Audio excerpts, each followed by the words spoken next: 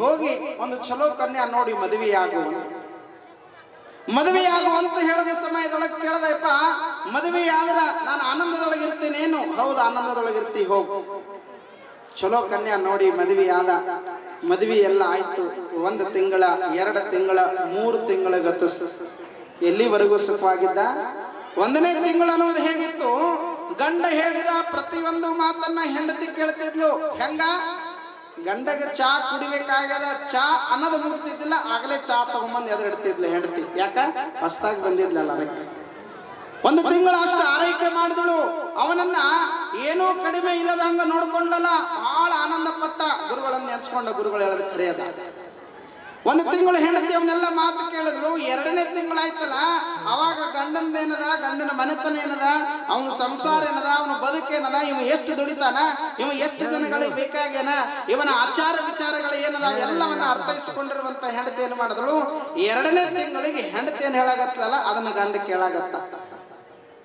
2 ತಿಂಗಳು ಗತಿಸಿದ ಮೇಲೆ 1ನೇ ತಿಂಗಳು ಗಂಡ ಹೇಳಿದ ಹೆಂಡತಿ ಕೇಳಿದ್ಲು, 2ನೇ ತಿಂಗಳು ಹೆಂಡತಿ ಹೇಳಿದ ಗಂಡ ಕೇಳದ, 3ನೇ ತಿಂಗಳು ಏನದ ಗಂಡ ಹೆಂಡತಿ 2 ಜಗಳ ಆಡಿದ ಇಡೀ ಊರ್ ಮಂದಿ ಕೇಳಿದ್ರಂತ ಸಂಸಾರ ವ್ಯಾಸರ ಆಯ್ತು.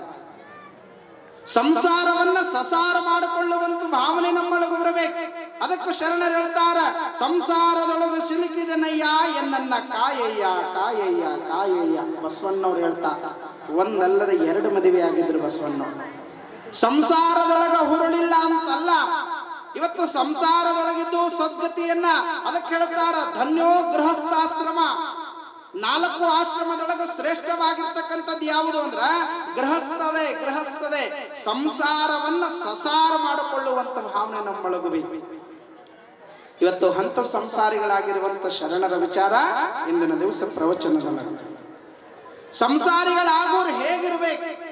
ಸಂಸಾರ ಅನ್ನುವಂಥದ್ದು ನಮಗ ಸಸಾರ ಆಗಬೇಕಾದ್ರ ನಾವು ಹೇಗೆ ಬದುಕಬೇಕು ಅಂತಕ್ಕಂಥದ್ದನ್ನ ಈ ಸಮಾಜಕ್ಕೆ ತಿಳಿಸಿ ಹೋಗಿರ್ತಕ್ಕಂಥ ಪುಣ್ಯ ದಂಪತಿಗಳ ವಿಚಾರ ಇವತ್ತು ಪ್ರವಚನ ವಿಷಯ. ಅವಾಗ